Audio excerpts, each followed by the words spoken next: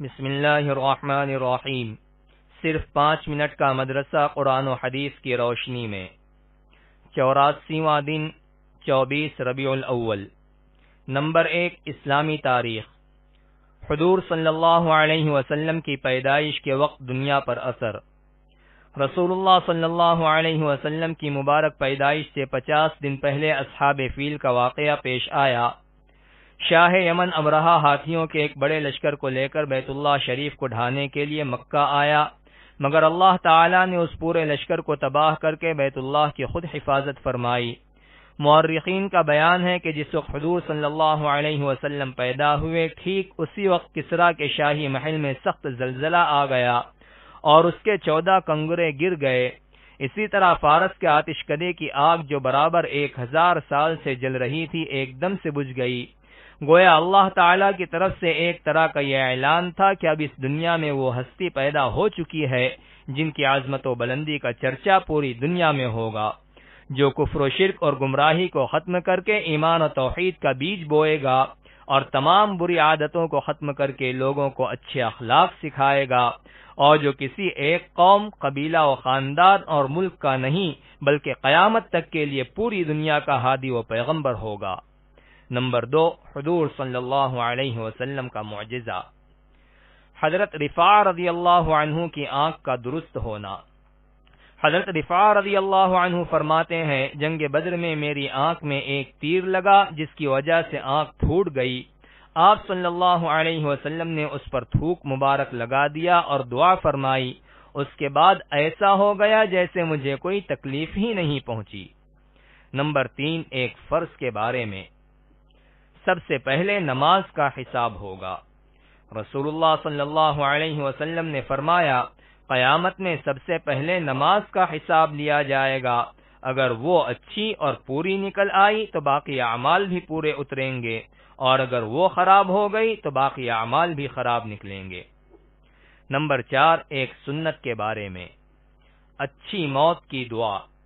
رسول اللہ صلی اللہ علیہ وسلم نے فرمایا، تکلیف اور بیماری کی وجہ سے موت کی آرزو مت کرو، اگر تم یہی چاہتے ہو تو اس طرح دعا کرو، اللہم احیینی ما کانت الحیات خیرا لی وتوفنی اذا کانت الوفات خیرا لی۔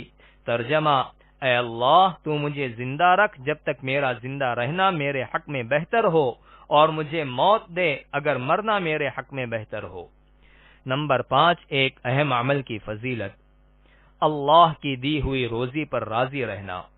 رسول اللہ صلی اللہ علیہ وسلم نے فرمایا، جو شخص اللہ تعالی سے تھوڑی روزی پر راضی رہے، اللہ تعالی بھی اس کی طرف سے تھوڑے عمل پر راضی ہو جاتے ہیں۔ نمبر 6، ایک گناہ کے بارے میں۔ لڑکی کی پیدائش کو برا سمجھنا۔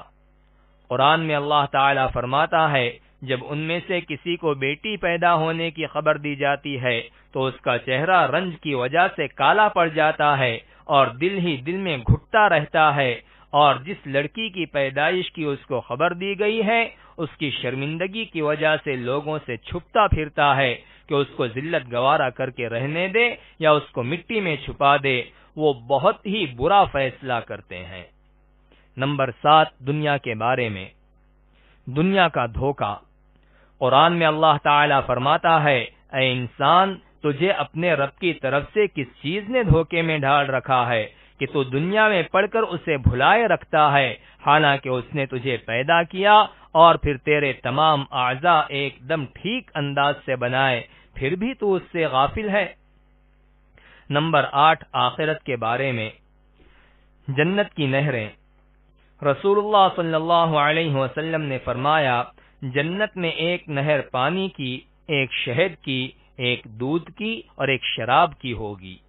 نوٹ: جنت کی شراب میں نہ نشہ ہوگا اور نہ اس میں بدبو ہوگی، بلکہ بڑی خوشبودار اور لذیذ ہوگی۔ نمبر 9، طب نبوی سے علاج۔ سب سے عمدہ غذا۔ رسول اللہ صلی اللہ علیہ وسلم نے فرمایا، بہترین غذا موسم کا پہلا پھل ہے۔ نوٹ: یوں تو میوہ اور موسمی پھل صحت کو برقرار رکھنے اور موسمی بیماریوں سے بچنے کا اہم نسخہ ہے، مگر موسم کا پہلا پھل غذا کے اعتبار سے سب سے عمدہ ہوتا ہے۔ نمبر 10 نبی صلی اللہ علیہ وسلم کی نصیحت۔ ایک آدمی نے رسول اللہ صلی اللہ علیہ وسلم سے نصیحت کرنے کی درخواست کی تو رسول اللہ صلی اللہ علیہ وسلم نے فرمایا، اللہ سے شرم کرو جیسے کہ تم اپنے خاندان کے نیک اور شریف آدمی سے شرم کرتے ہو۔